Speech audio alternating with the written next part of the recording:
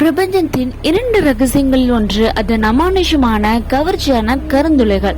கோடிக்கணக்கான நட்சத்திரங்களின் வாழ்நாள் முடிந்து அவை தங்கள் இறுதி மூச்சை வெளியிடும் பொழுது பிறக்கும் ஒரு அரக்கன்.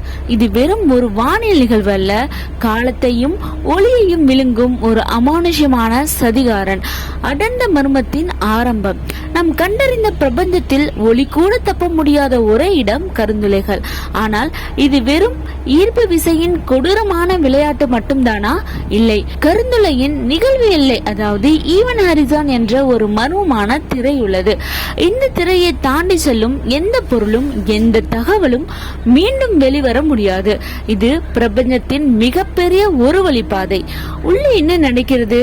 யாரும் அறியாத ஒரு இருண்ட ரகசியமாகவே இருக்கிறது.